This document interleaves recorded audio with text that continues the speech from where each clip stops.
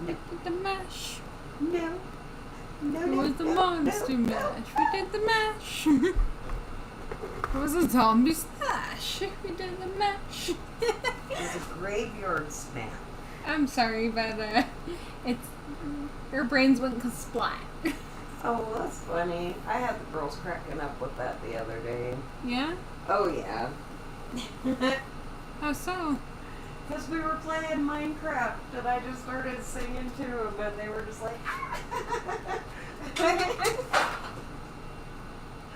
It was great. Your grandkids absolutely adore you, you know that? Do they get on my last fucking nerve most of the time these days? I love them dearly. Hey, can I be honest? I mean, come on. Who has not had little kids get on their fucking nerves? True. I'd be lying if I said I didn't. And well, when you have a highly intelligent child that wants to know everything all at once, it's really aggravating. I can only, I've had to tell her I can only answer 1 million questions a day, little girl, and you've already topped that. Yeah, I didn't like that. No? You're funny. Oh, she reminds me so much of your youngest sister when she was her age. Definitely too smart for her own good. And I don't know, according to my brother and my dad, your youngest sister was just like me when I was a kid. Mm-hmm. And I remember driving everybody crazy with my 1,000,001 questions. And then they try to say something that just didn't mesh, and I'm like, that doesn't make sense. I don't believe that it doesn't make sense. That was kind of how religion went for me. There were certain things that I was like, no, I just can't accept that. I'm sorry, it does not make sense. So you're telling me I gotta believe in some ghost guy up in fucking up in the fucking sky, but I can't believe in dragons and fairies?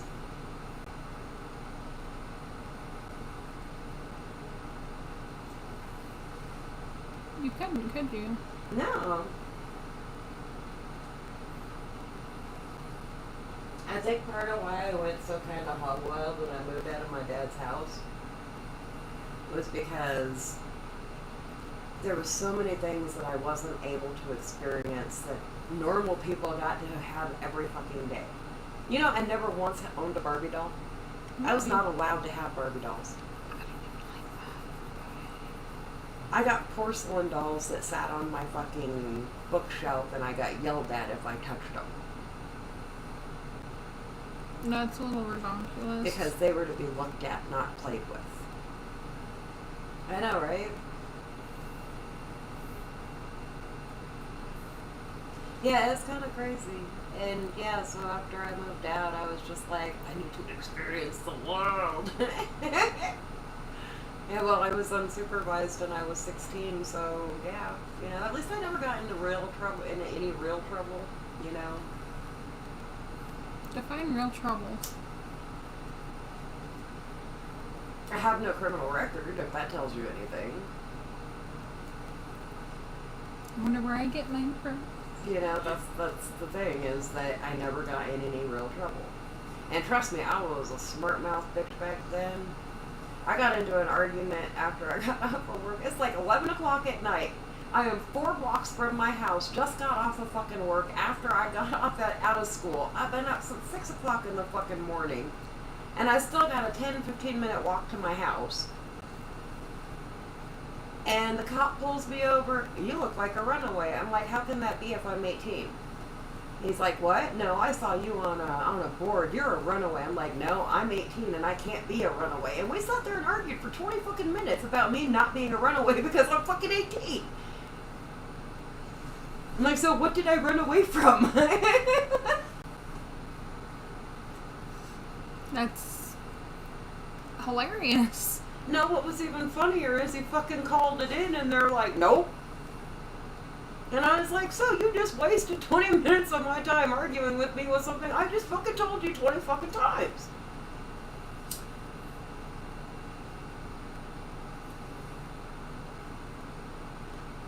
But that's where I was at. The neighborhood was the problem, you know. And I used to work right off of Colfax. So they figure if you're out that late, you're up to no good. They didn't realize my restaurant just closed and I was on my way home. Sorry, I don't look like a waitress, but hey, you know, I can show you my tips from the night. And they're not all one, so I'm not a stripper. That's funny. Well, because Saturdays was just down the street. When it was still open, Mm-hmm. you could see Saturdays from the door of my work. So how much fun did you have with that? I never went into Saturdays. I wasn't talking about you going in. I was talking about just being down the street from it. How fun was that? Well, you know, that's kind of a strange situation because my sister worked at Saturdays. Oh, well, that... So, yeah. Yeah. I get it.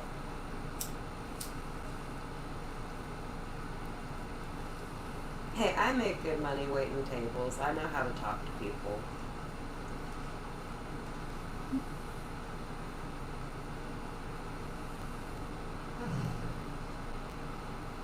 You know where... That's what made me so good at customer service. You know where I miss working? Burger King? No. Papa John's. No. Where? Working for, multiple dispensaries. Yeah. Yeah. I miss coming home and smelling good. You know, I kind of miss my job with Jerry. You know, I was so in my element there. I can run the fuck out of an office.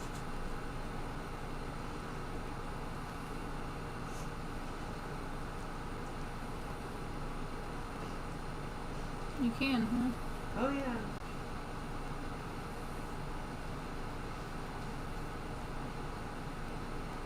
But I have lots of practice, you know? Hey, I ran our warehouse for like half a year. My boss quit and they decided that they were going to take forever to give us a new boss. And so I was doing my boss's job and my job, and they didn't know how it was getting done. I'm like, really, guys? And then I had to tell them the horrible, awful truth of it. My boss was a chauvinist pig that didn't believe that women belonged in the fucking warehouse. So he taught me his job because I was supposed to sit behind a desk and look pretty.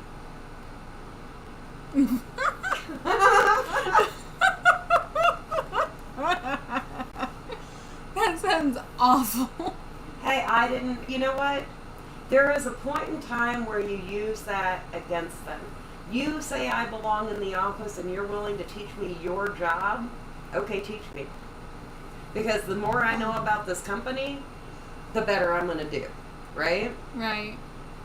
And, well, by the time I got to that warehouse, I had already been in the office and I was dealing with, I revamped the whole thing for the x-ray department and set up a database with that for them, and got everything all caught up and went out and taught everybody how to use it, and then I handed that back off to them, and we collected like $4 million in back pay from Medicare. Nice. And yeah, I did dispatching, I did fucking everything in the warehouse. And then I learned how to pull orders in the other warehouse, and then I did the beds in that warehouse, and then the medical waste in the other warehouse. So yeah, I knew the whole fucking company like the back of my hand. Yeah. And it was a blessing until the boss realized that I knew the whole company like the back of my hand. And he's like, I need you to go do this. I need you to go do that. Can you go to this warehouse and do this? Oh yeah, by the way, OSHA's coming. And we need all the MSDS sheets to be up to date in all of the warehouses. And do you know how many chemicals were in my warehouse alone? A lot. I almost needed 2 books. Goodness. Yeah. And then I had to go down to the medical waste department. And that one was another book and a half.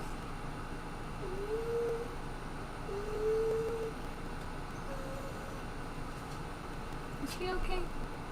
No.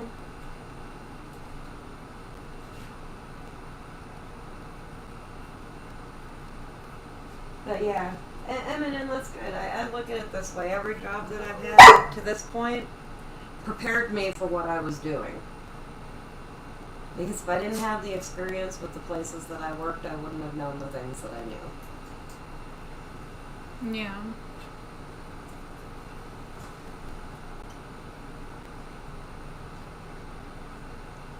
And well, honestly, there's only been 2 places I worked that I didn't end up running.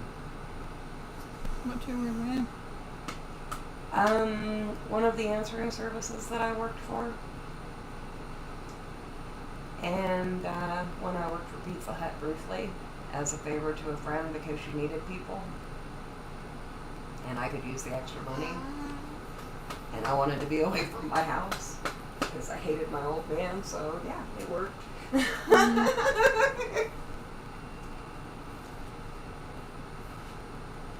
That's pretty funny. I don't blame you for wanting to be away from your old man, though. Well, you know, hindsight's always 20/20. And when you're going through it, you don't see it. You just see that you need to fix the problem, and you don't realize until it's too late that you can't fix the problem. So what problem was it you were trying to solve? That he was a dick and I didn't like it. That he couldn't keep his dick in his pants. You know, there was a multitude of things there, you know?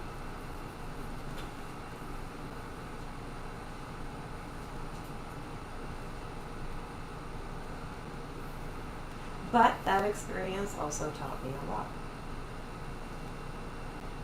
And that always brings me back to that saying that I heard that I absolutely love.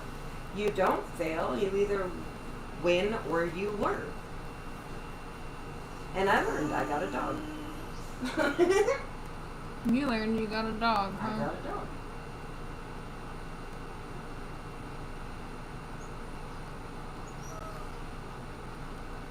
Hey, if the man in my life is going to be a dog, you might as well bark at me, right? Right. Alfred, buddy, please, settle down. Why are you stressing?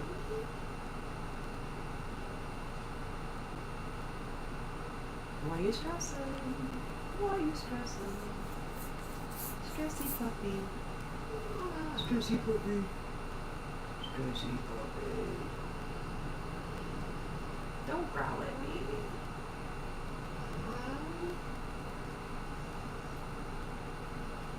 Mama, What's up? calm your mutt. Calm my mutt. Yes. And I didn't realize how many fucking counties and places hate our dog. Trying to move with the pit bull is a nightmare. Wouldn't you say? Yeah. I mean, on the upside, he meets the 15-inch requirement because he's a short little shit. He's just really wide. He is.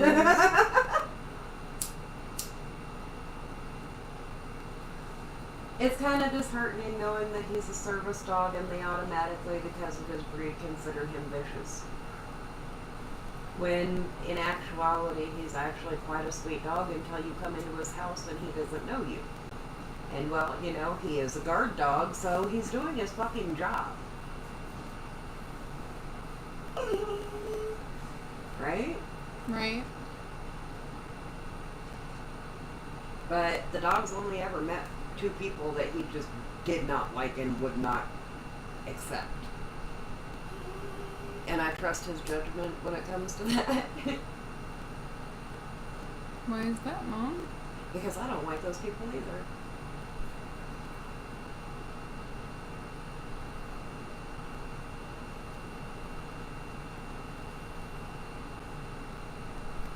Nah, I always trust my animals. If my animals act funny around you, I automatically think there's something wrong with you. And if you tell me you don't like my cat, you can just leave. And that's more for your safety than me. Because my cat knows when people hate him. And he will climb on them and he will not leave them alone and get up in their face.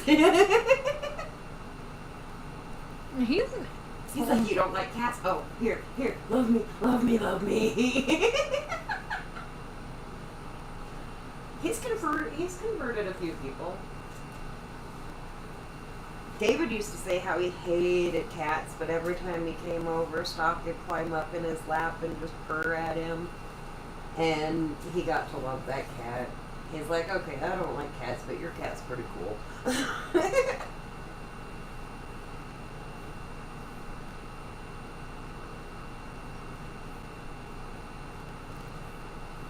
Well, his brother used to steal people's keys.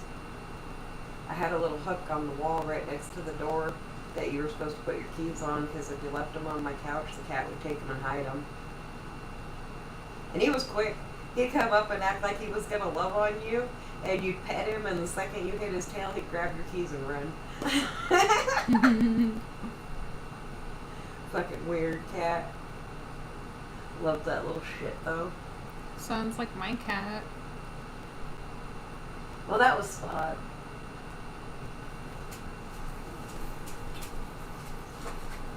And I used to fuck with Spot's daddy, because there was one sentence I'd say to that cat and he'd just go absolutely berserk. What sentence? And when I was mad at his dad, I'd walk up to him and I'd say it to him, and the cat would just tear across everything. It was fucking hilarious. I'd tell him, Spot, the rotten kitty would have made a better dog.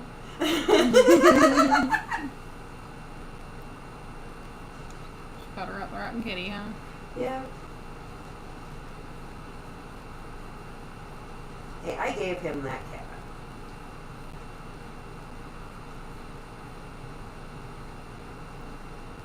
And I was around that cat from the day he was born, so yes, I got to call him Spotter up the Rotten Kitty. But he was cute because he was a tabby, but he had a spotted belly. So I called him Spot. And I thought it was funny because it's normally a dog's name.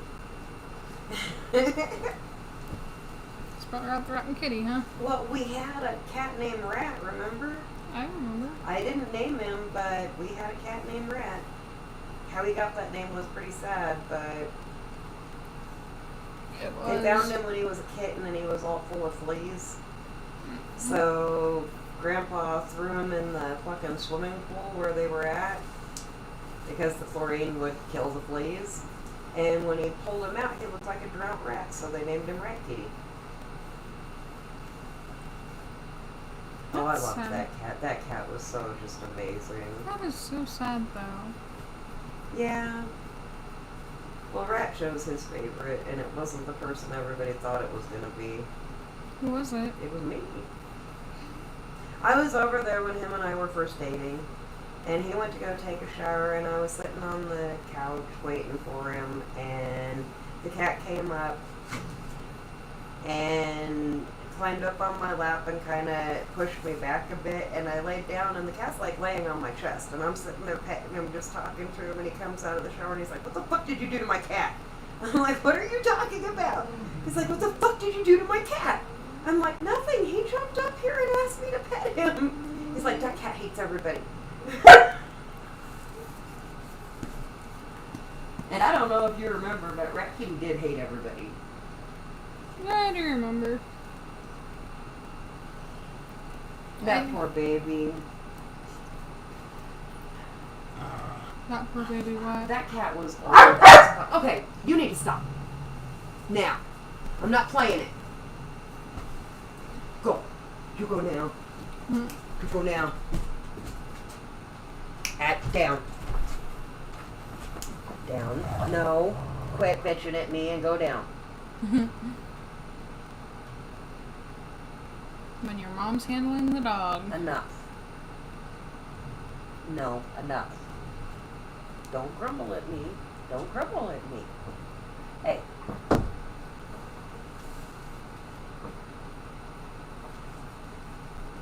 You're being obnoxious, bud. Now stop. Please.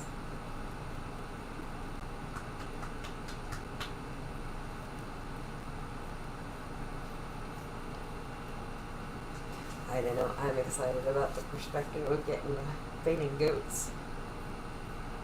Yeah? Yes.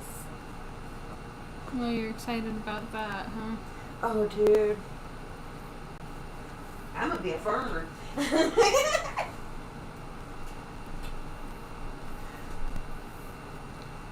Well, you can tell them if you want. I'm kind of excited about it. What am I telling people about? Oh, we may have found the house. And it solves our problem about people hating our dog. It so does. Because there's no neighbors. I can't find my... And I could have my goats, and the dogs could have their exercise.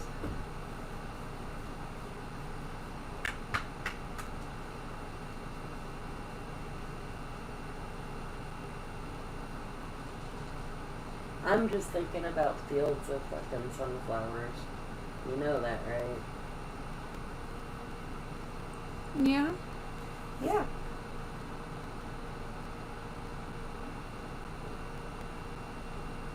You know what I'm thinking about? Taking your dog outside because he won't stop. You know what he wants.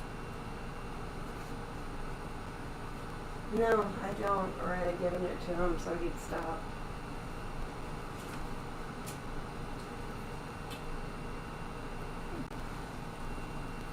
But yeah, so did you think about what I was talking to you about that I wanted to talk about? I did think a little bit about it. Yeah? Yeah.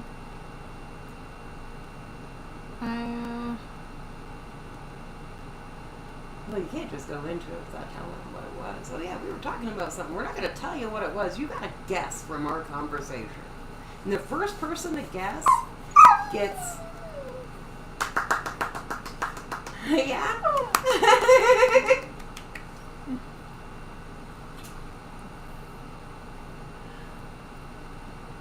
Do you want to tell it, or do you want me to? I want you to. Well, I did post about it recently, so anybody that follows me probably saw what I said about it, but I've been studying about the inner voices, the inner voice in our heads.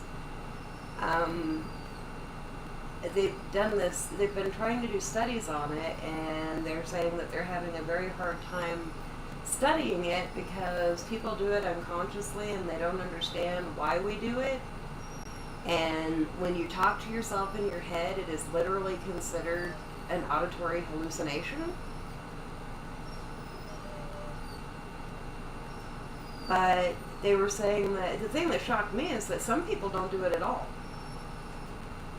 And when you do it, your brain activity is different than when you're not doing it or when you're speaking.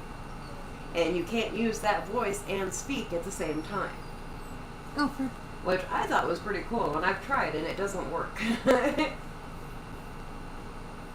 But I started tracking because I tend to do it a lot, but that's how I problem solve and how I work out how I want to say things, and how when I read, I hear it in my head. That voice is reading it, not just me looking at the words and comprehending it. Yeah. So I use it a lot. I use it very much a lot throughout the day, and it's not like I'm talking to myself. One of the things that shocked me is that, what did they say? It was like 20% of the people said that the voice inside their head is mean to them and says horrible things. And I was like, wow, okay. And well, I thought it was interesting because I know that that's one of the things that you deal with the schizophrenia. It is. And to know that even in people that don't have schizophrenia, hearing that voice is considered an auditory hallucination. And I don't know why they classify it like that, but I was just curious how it worked with you because, okay, I've had it happen the way that you experience it. And it was very different than how I usually do it. It was like actual conversations, whereas when I do it, when I'm in my right frame of mind, I'm just thinking things out. I'm not really talking to myself. I'm trying to work through a problem, or I'm trying to figure out how to, it's like that. And never do I say bad things to myself in my head. I'll say, you're a dipshit for saying that or for doing that, like, oh, I stubbed my toe, dipshit. But who doesn't do that, right? Right. So I know that you say sometimes that they're mean to you, and I'm curious how that works for you, and that's something that we've been kind of touching on a little bit this past week. Mm-hmm. So why don't you tell us how it is for you? Goodness. Where to begin is actually the question. Well, okay, let's start when you're healthy and you're medicated and things are on an even keel. You said that it's one voice and it's your voice and it's basically doing what? It's normally walking me through something. Okay, so you use it the way I do. Mm-hmm. Okay, so when you're slipping, what is it like? It gets chaotic in my head, and it sounds like more than one voice. And what kind of things do they say? Because I know you said sometimes they're mean, but what kind of things do they usually say? Well, most of the time it's you're worthless, you're not doing things right, you should go kill yourself.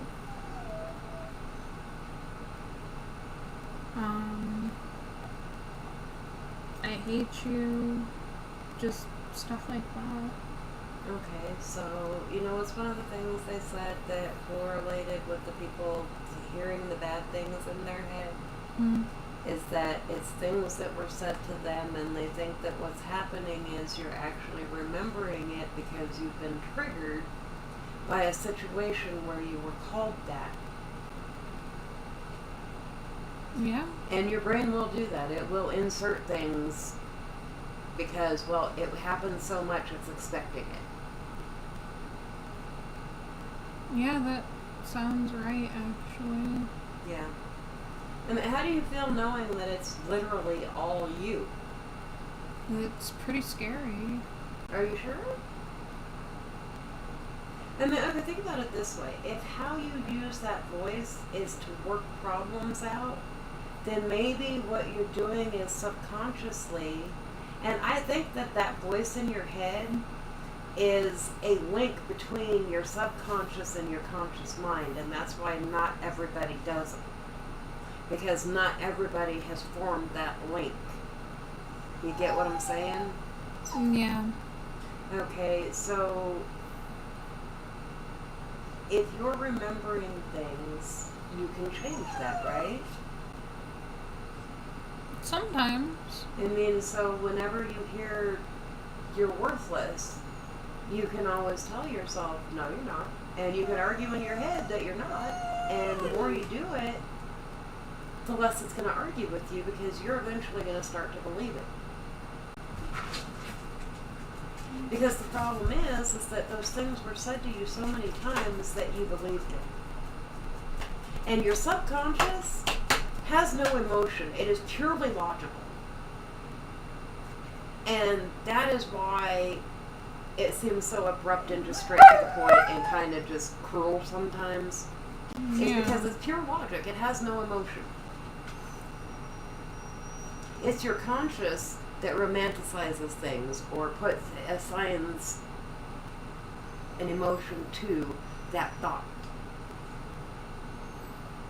or that smell, or that sight, or that feeling, or that touch, you know?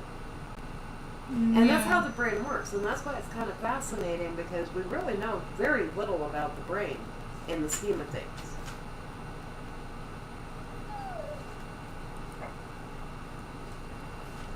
Yeah, I don't know. I think it was kind of a cool subject, and I was like, I want to contact these people and be like, dude, I know exactly what you're talking about because I use mine all the time, and I can tell you a lot of shit. I do it subconsciously. But when I start thinking about it, I'm like, I talk to myself a lot in my head, but it's usually working out things. Or think about it. Those 2 stories I gave you, I did those all in my head.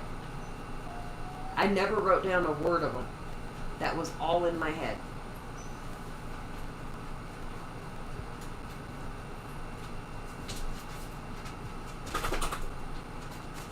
So that's how I use it. I use it to work through things, and I ask myself questions, and that leads me to think of other things, and then I try to piece it all together. And then when I see it, I go over it silently many times to make sure that I got everything and just catch the flaws in it. And that's why I'm good at editing shit. I mean, I told you that one time I went for an interview and I edited their script for them, and they're like, well, that's the first time that ever happened. I'm like, well, sorry. But seriously, if you said it this way, it would make a hell of a lot more sense and they'd be more receptive to you. And they changed it and it worked. Mm. Just funny shit like that. You know, I used to think I was one of the cool kids, and I'm actually a total geek.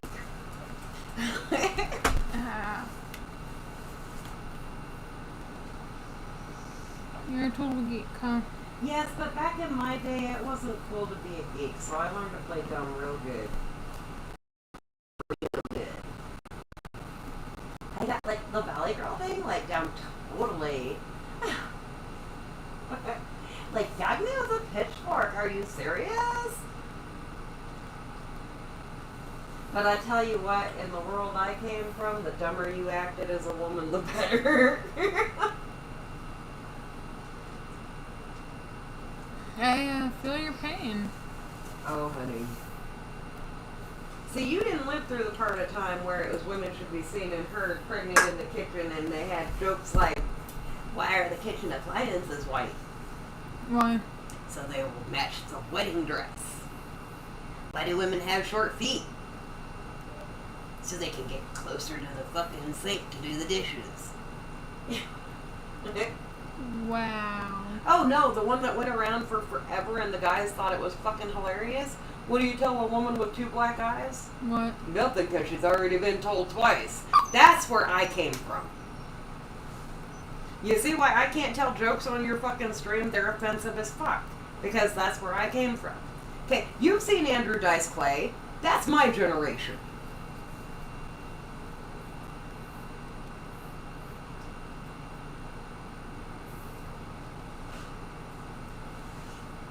Your generation. Yeah. But see, there was a shift in my generation when I was growing up, and that was when women did get more rights and we were allowed to hold more jobs than homemaker and fucking a secretary.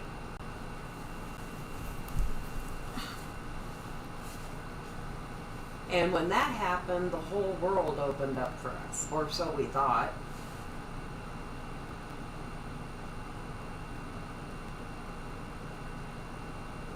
So you thought, huh? Yeah. You know, I was telling somebody today, I was like, they were talking, oh, it was your friend Brittany. She posted a thing that somebody was saying, oh, you know, if they got tattoos, they were in prison, run.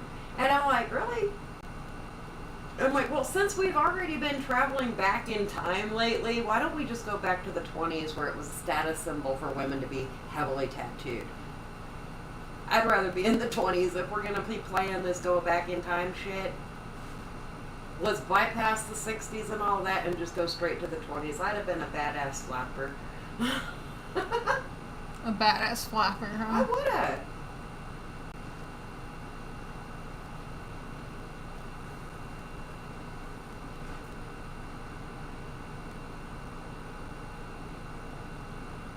You're entertaining, you know that? Well, now the funny part of that is that I literally know surgeons that have full body tattoos. And I know lawyers that have sleeves.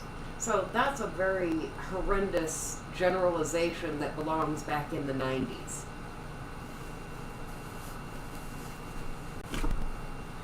Yeah. Okay, think about it. When I got my first tattoo, I was 18. And back then, first off, girls didn't get tattooed. Good girls especially didn't get tattooed. And basically, if you had a tattoo, everybody looked down on you. Because you automatically had to be a biker or somebody that was an ex-con. And I'm like 18, what the fuck can I have done in my life? But then again, I was very naive to a lot of the world at that point in my life. So maybe my ideas at that point were a little askewed because of where I came from. I can see why.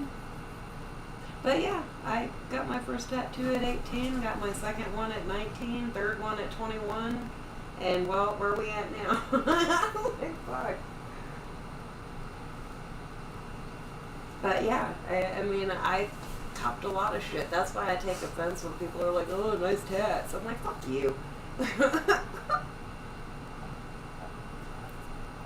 Nice tat. What you mean to say is thank you for enduring all the bullshit you did so I could be cool having tattoos. You're welcome.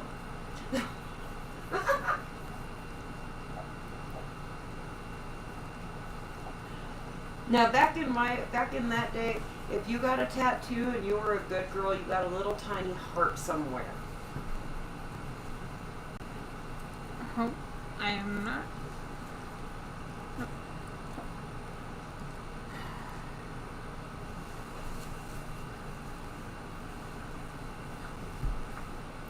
Just lay down. Lay down, baby. Just imagine one day you're gonna be my age and you're gonna be like, back in my day. I already say that. We didn't have to eat Soylent Green. So all the Soylent Green I see. That's if you get to be as old as I do. If they want to send you to Carousel, run.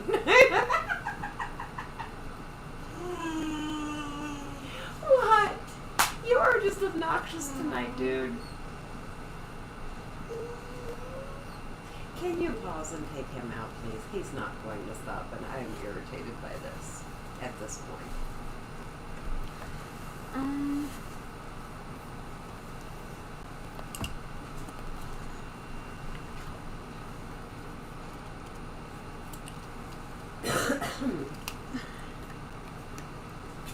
But I know what his problem is.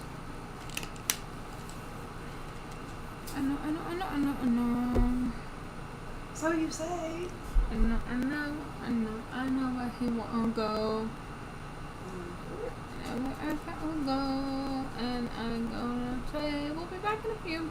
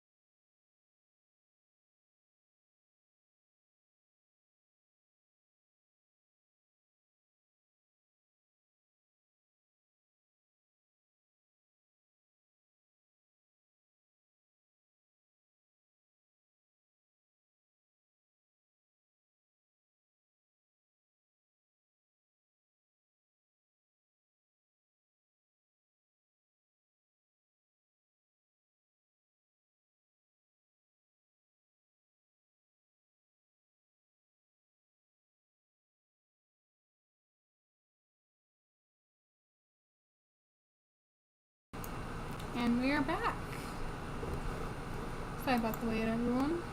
That was just a moment of silence brought to you by our dogs.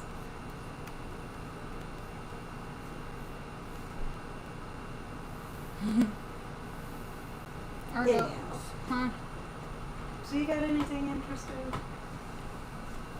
Well, Stalker, go away.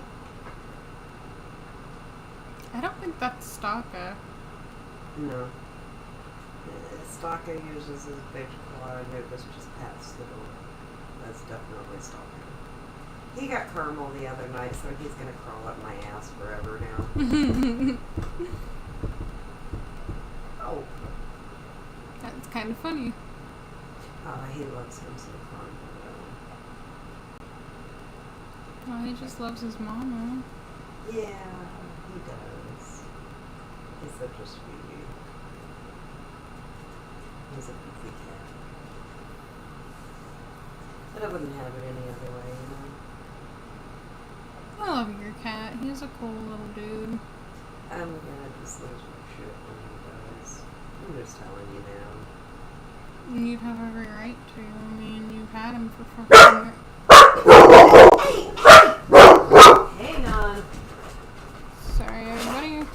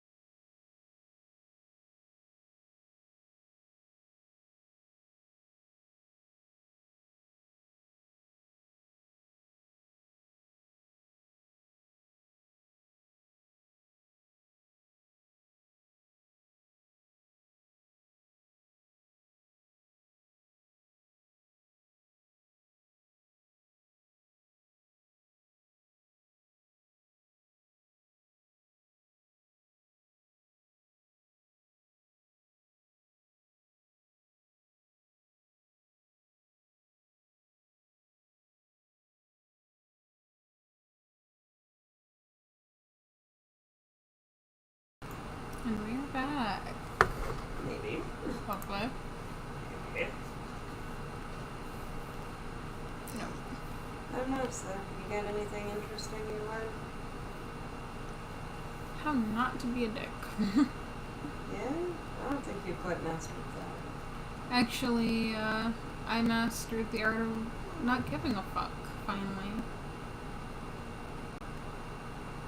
You know what I've learned? The art of self-control. And that not everything deserves a response. And that judgmental people will find something wrong in anything you do. That they do. So I'm just gonna do me, and y'all can be judgmental assholes and do what you do. Right? Mm-hmm.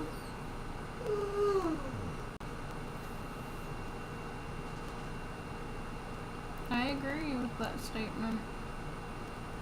Well, you know, I've been reading a lot of business stuff lately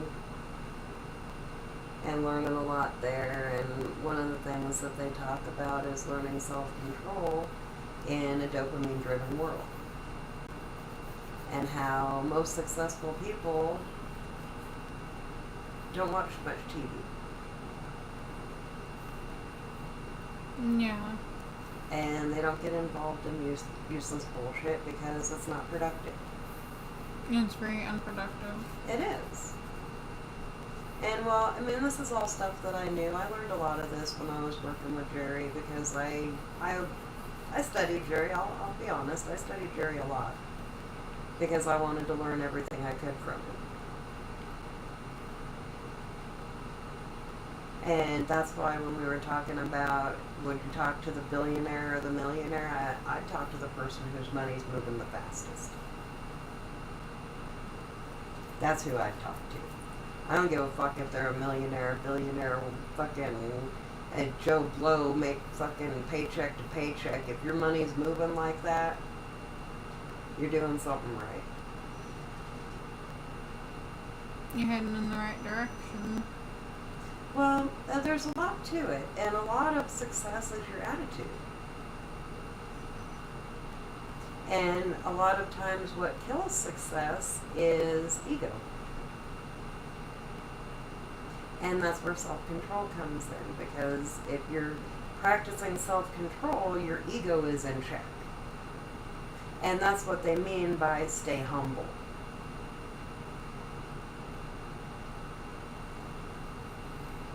Interesting. Well, like I've always said, if I was fucking rich as fuck, you'd never know.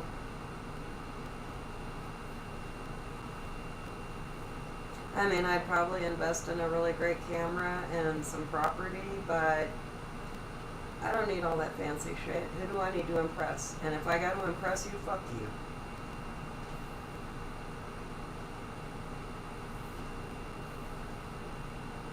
It's not about clout, it's about reality. And clout don't pay the bills.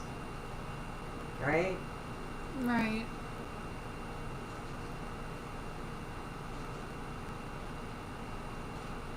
Right. And I lived in a house where there was expensive shit all over the place and you weren't allowed to touch anything, and I don't want to live in that world again.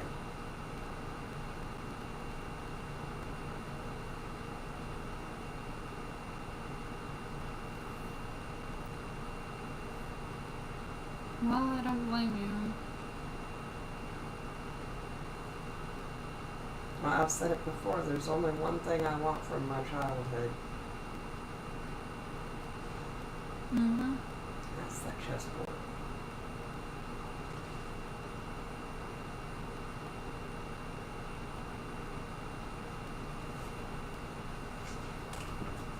Spent many, many hours at that chessboard with different members of my family.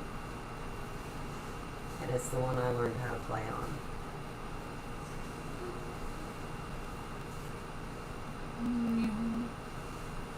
When my dad moved back from Philadelphia, the mover scratched it, so he had to have it refinished. But it's an antique, and it's literally inlaid. The square piece, you've seen it.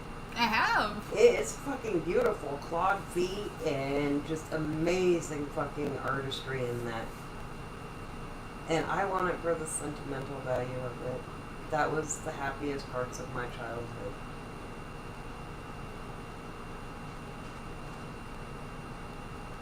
I don't blame you.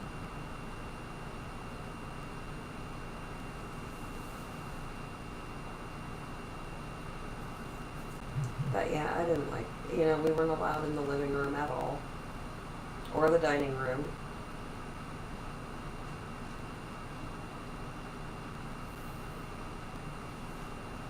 We were given the breakfast room, the pool room, and the library. Those were the 3 places in the house that we could hang out. Other than our bedrooms.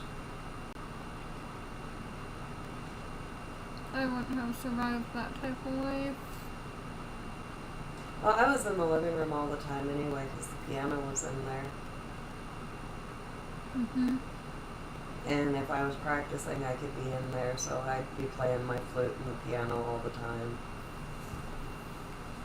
And besides, the acoustics in that room were absolutely amazing. It was a round room, Mhm.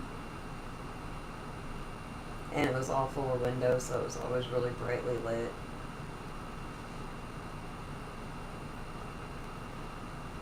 And then when I got to be a teenager, I got to go in the living room, but that was only because in the wintertime I'd sit on the heater Mhm. and read, sitting in the bay window. Because we had, oh my god, that house was so fucking old, it was water heaters, where it's the tube that the hot water goes through to heat the house. Mhm. And we had these little things over the top of them, and there was a vent, and if you put a pillow up on it and a blanket over you and laid down on it, it would keep you nice and toasty, and you could sit by the window and watch the snow. And I used to do that all the time.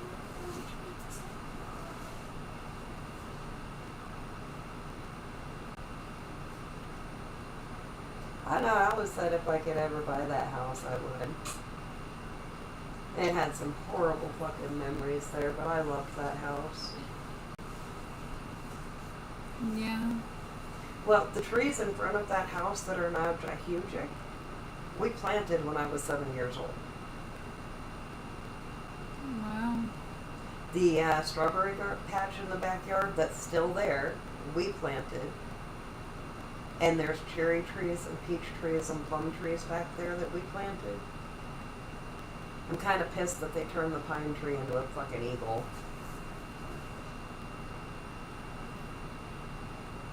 That is pretty devastating. Well, that pine tree was already huge when I was a kid. It's nice to see that love is still in the backyard and still thriving.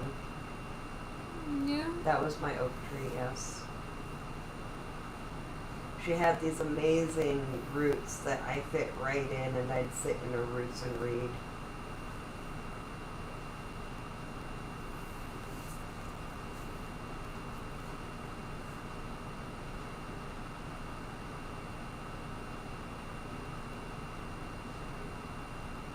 But then again, that house is creepy as fuck at night. Yeah. Yeah.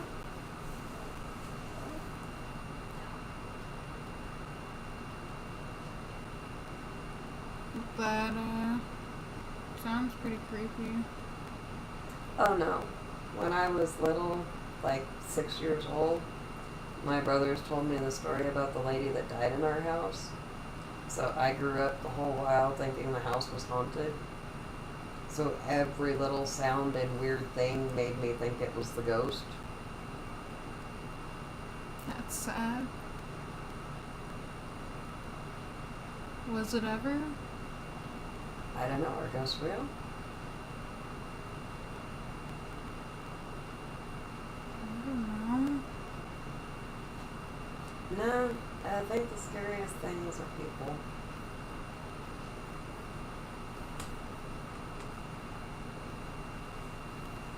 Yeah.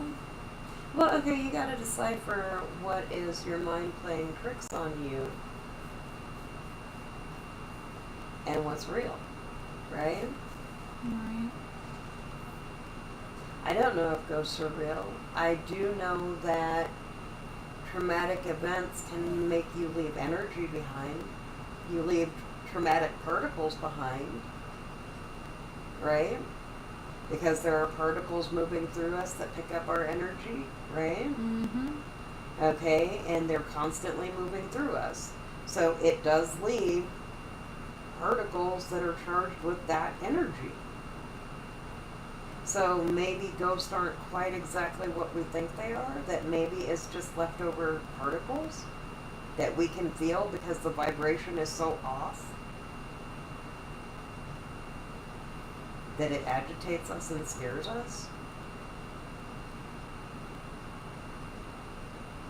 Yeah, see, the worst thing that Trevor ever did was turn me on to fucking...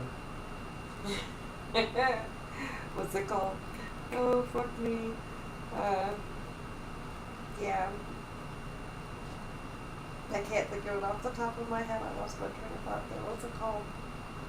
I don't know. Yeah, but it's all particles, and particles retain Quantum physics? quantum physics. That's it. But standing next to people, you pick up their energy literally because particles pass through you and them. And when they pass through something, they obtain its energy, right? Right. And then when it passes through you,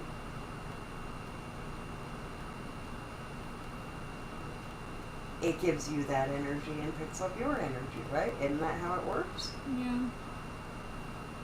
So, yeah, I mean, it's, from what we've talked about, the human mind creates things to make sense of things that they can't comprehend. Right? Right. So, how do you explain that particles that were around from the beginning of time are still moving around and are in people today?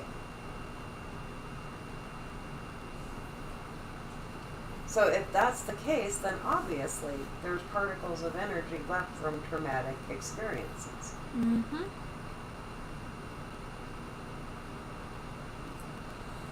And well, if you go back to our origins, when we were still more animalistic, the thing that triggers by that negative energy is what? Do you know? I do not. It's your fight or flight. We were hunters and prey. Right? Right. We lived with the time of the dinosaurs. So, yo, descendant of the T-Rex comes in your camp, what kind of feeling you get? Fear. Yeah. But wouldn't you have sensed it was coming? Because you were still more in tune with your animalistic instincts. And animals have basically what we consider a sixth sense, and that is they can feel energy around them that something is off or that something is there. So at one point in time, it just goes without saying that we had that. And maybe that is a residual thing from that time. Yeah. I could see that.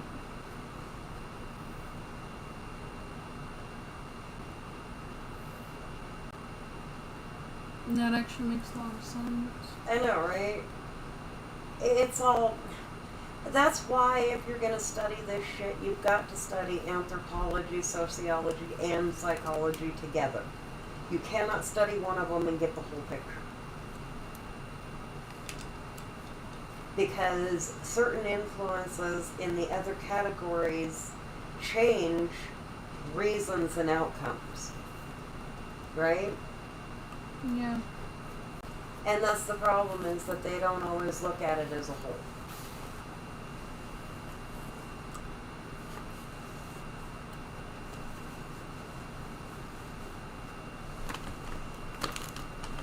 I don't know, I guess there was another shooting the other day. And this was kind of interesting to me because the guy shot 3 people. And he had a full arsenal with him. He was ready to fucking just mow people down. And a bystander had a gun and empties his clip in the dude and hit him 8 times out of 10. And stopped it from happening. And some people are saying he's a hero, and some people saying that he's in the wrong.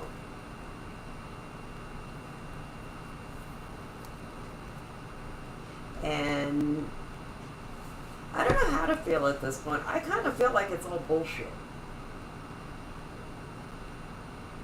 I mean, I get why he did what he did, and it was a good thing that he did that because a lot more people could have died. But we're not even touching on the real reason why this shit is happening, and these Band-Aids aren't working. I mean, isn't this like the second one in a month? Mm-hmm. I mean, aren't we still finding out information from another one? Like, I mean, it's like crazy. It's like, come on. This is a problem on a societal level. It is not anything to do with fucking guns.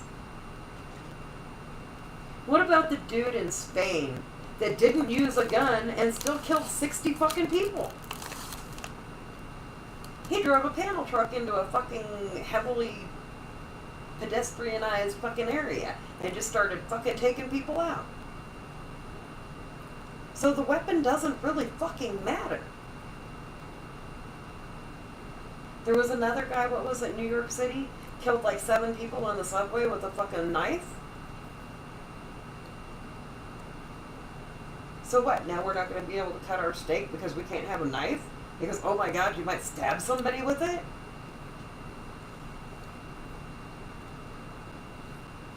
It's a societal problem and they've got us bickering about useless shit instead of fixing the fucking problem. What is making these people feel this way? It's because we live in a society that is so detached from each other, it's hard not to feel alone. Right?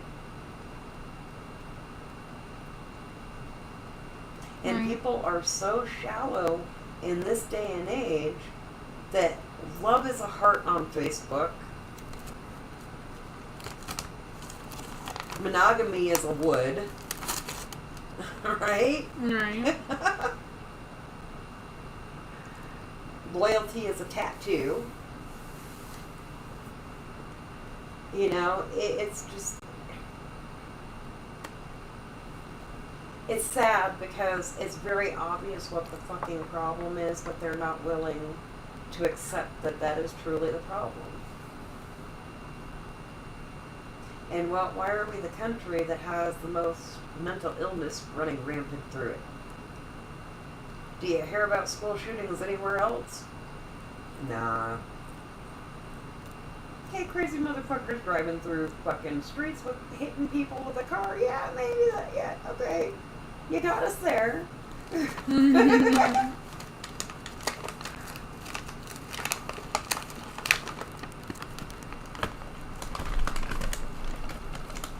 But the situation we've been dealing with, where it's just people creating chaos to keep us in this state of chaos where we can't think or act, Mm-hmm. or so they think, right? Right. That is exactly what the government is doing. Because if we're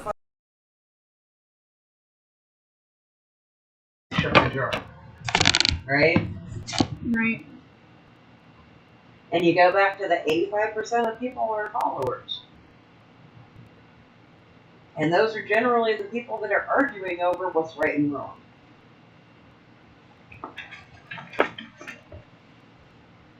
You know, I was really impressed because a friend posted something that was anti-religion because that's who she is. And I respect her for that. And you know what was really cool? What? Is that we had a conversation and another anthropologist actually jumped into it. And we had this really nice conversation about history and religion, and it turned into some other wild shit about history, and it was just a really nice conversation, and it was a very charged subject. And do you know how refreshing that was?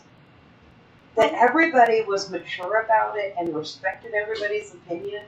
And that's part of why I really like this lady. She's another photographer. I've been friends with her almost my whole time I've been doing this. Yeah, no. It's cool when you can have a conversation like that with useful things being said instead of everybody going at each other's throats and being judgmental. Yeah. I love it. People call me a boomer. I'm like, seriously? My dad's a boomer, bitch. I'm Gen X. You know, the first latchkey kids. Don't fuck with me. I know cursive.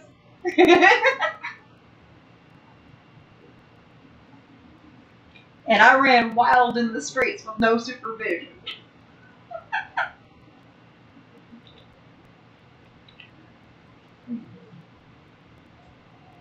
You're I did too, but it wasn't like most people. I mean, I lived in a very tight-knit community, and I'd ride my bike and take the dog for a walk all the time, so yeah.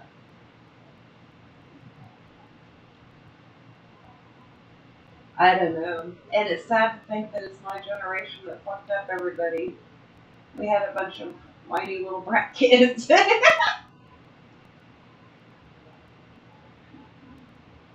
I said my generation, I didn't say my kids specifically.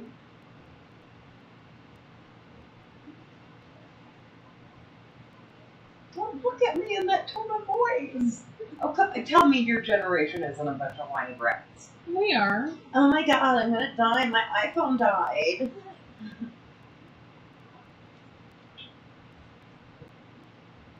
Oh my goodness, I can't live without him. I have to get the iPhone. I know it's about the price of a car, but I have to have it. But Mom. Did I remember someone telling me when y'all were growing up that I was abusing my child by not letting her wear bell bottoms? I'm like, nah, motherfucker. I lived through them the first time, and they weren't cool then, and they sure as fuck ain't cool now. You didn't know that I like bell bottoms. Yeah, well, that's your preference. I just could not stand fucking bell bottoms. But you gotta understand, at least y'all's are cute. Back when I was a kid, it was orange fucking plaid. And a lot of corduroy, so you'd always hear that. I think parents did that on purpose so they could hear you coming.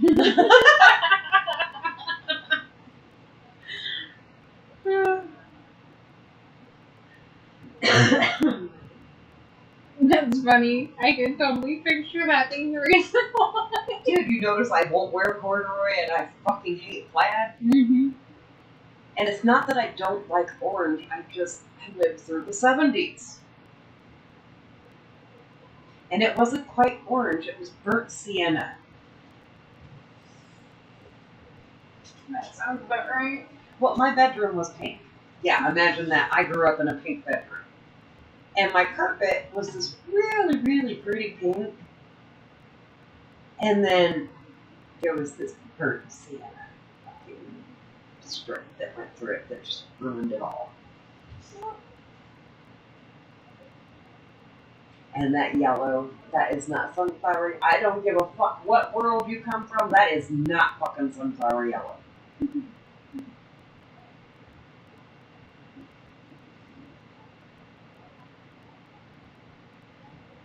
But yeah, it's just a mental thing from when I was a kid. No bell bottoms, no plaid. Although I can't say that, I do wear plaid.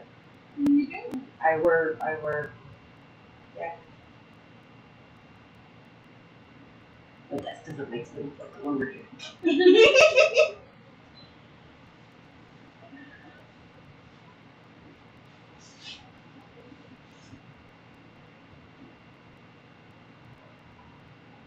Yeah. You know what's funny though? Is that I was a lot like you as a kid. My mom got me animals because if I dressed myself, I look like a fucking freak. You can't wear plaid and polka dots and what the fuck color is that? I don't know. I like it. My mom would be like, that's not an elephant bottom.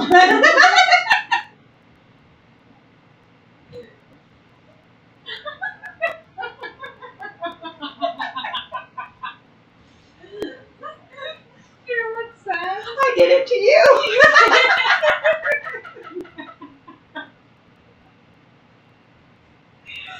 Yes, I used to have to buy regular animals because if I fucking let her dress herself, she looked like a fucking Lisa Frank nightmare. Oh, Lisa Frank nightmare. Oh, honey. You had I remember this one outfit you put on. It was your Lisa Frank looking pants and an almost pink tutu looking thing and a plaid shirt that had no colors that matched anything and none of it had any rhyme or reason and you were ready to go to school. I was like, no. I can't let you do that. You haven't said it just like that. I'm like so terrified of letting me out the door. You know, honestly, personally, I didn't care. If you liked it, it was fine by me. But when you go out in public like that, you're inviting ridicule, and I wanted to save you from that. And I get that may be what my mom was doing. I don't know. My mom was kind of just The Lisa Frank nightmare. yeah, the Lisa Frank nightmare, man. Hey, you don't know that I'm an adult. I can dress however the fuck I want. And you do, and sometimes you look like a new Lisa Frank And nightmare. I am okay with that. You know what? Why? It's me. Yeah, well, I'm Don't the like one. it, turn around, walk the other way. I'm allergic to stupid. See, now the funny thing about me is that I worked in an executive office, and I come in my black witch dress, and my fucking black and white striped knee-high socks, and my granny boots that are the witchy ones, and my hair all fucking Medusa'd out, and yeah, that's me. Now, Jerry used to tell me, he's like, you know, you always dress real nice, but you've always got your own fucking flair. You can tell that you just are not normal. I'm like, thank you.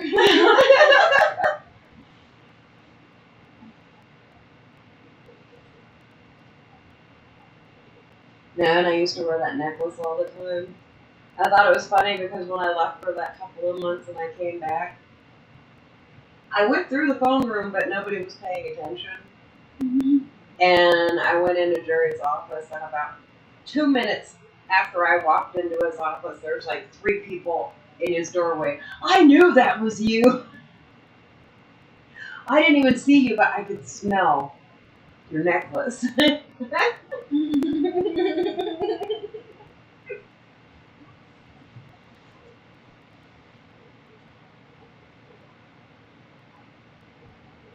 You know, I found the oil that was in it. Yeah? Yeah, I used it all up. I mean, that shit lasted me almost, 20 years? And I didn't know if they still made it or not, and I found a place that sells it. So maybe it was a blessing that she dumped out my dragon's blood that was in it, because now I can get what used to be in it and the necklace back.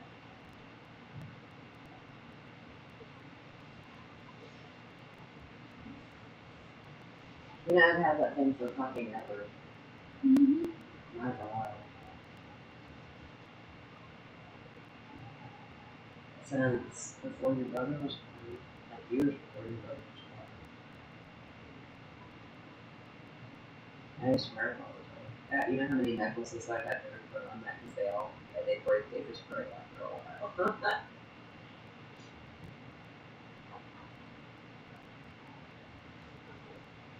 I wish you guys still had yours. I had those specially made for you. Yeah. Yeah, my friend was apprenticing doing glassblowing, and he was like, hey, I'm learning how to make new things. What would you think would be cool to make? I was like, hey, check this out. And I showed him my necklace. And he's like, that's cool. I'm like, I can make them with the Italian glass, but I do not know anything about blowing glass. And making them with the Italian glass is about a bitch, and if it doesn't cool down... You remember the pumpkin one I made? And then every single one after that cracked as it was cooling down. Mhm.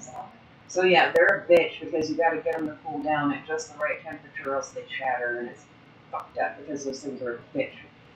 And then you got to get the fucking shit out of the inside of them because you got to use Brillo to make the bubble. So yeah, it's not that easy. So he's like, yeah, I'll try that, and he made like 4 of them. And the one that he kept was the one I really, really, really wanted for you because it was the sun. It was the color change, and it was yellow and orange, and it was the perfect sun. It was gorgeous. But we bought the 2 that I did, and I gave one for you and one to see. So yeah, those were frustrating.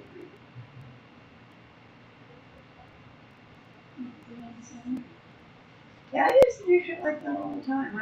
I know some very interesting people, and I always like to support their art. I'm waiting for my friend to get some more paintings going because I'm gonna buy one. Which friend? Amanda. I want a piece of her tarot set. I want the world card, but she hasn't gotten that far yet.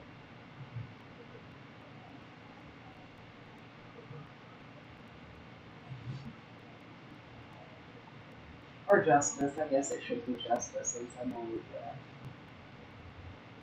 But yeah, I want to buy one of the paintings. Well, there was one I was going to buy, but they all got stolen out of the back of her car and she never saw them again. Yeah, that was fucked up. All of her paintings, every single one of them. That was like 6 years worth of work. So did they ever kind of? Nope. They got the car back, but nothing that was in it.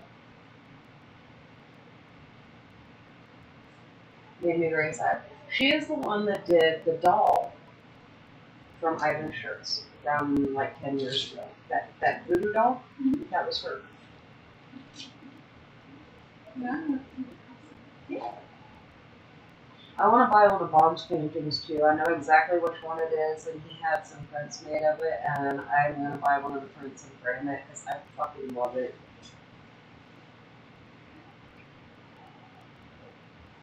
It looked like a lady walking through a sunlit forest, only he is very Picasso in his painting. Yeah. So I want to buy that. I want to put that in the living room.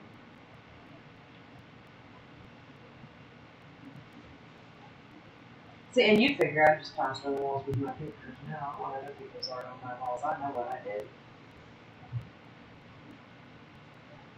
There's one picture of mine that goes on the wall. You know, I'm gonna hang the green screen in mine, right? Well, I have the one picture that I almost put up. I'm gonna hang 2 green screens up in there. And You know, I'm going to end up doing a little vlog again. I need sticky notes. I love the living collage. You know why I did that? Why? Because when doubt creeps in, or I'm having a real hard time editing something, all I had to do was look up and I could see this massive body of my work physically in front of me and know that I don't really suck. Although I gotta say, I put the picture of Kung Fu Vampire screaming in the wrong place because it was like right in front of me, so I felt like he was screaming at me all night. I moved it. I couldn't do it. And I posted something about it, and Chris said something about it. He's like, "Oh, you should tell me about it. I have to actually hear it."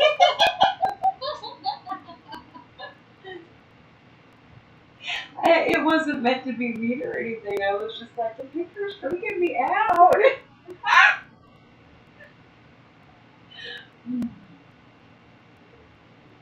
Anyway. Are you a pumpkin? Yeah. Yeah. Are you Cheeto Master yet? Or are you pumpkin? Pumpkin, no. Pumpkin. Okay. Okay.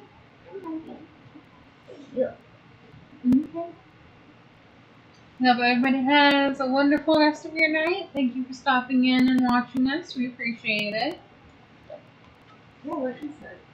And hey, if any of y'all do the inner voice, tell Ray how it is for you, because I'm curious. This is something that I've been like really curious about, because since I found out that not everybody does it, I don't know how people function without doing it. And if that's you, say something, because we're really kind of interested in this. We are.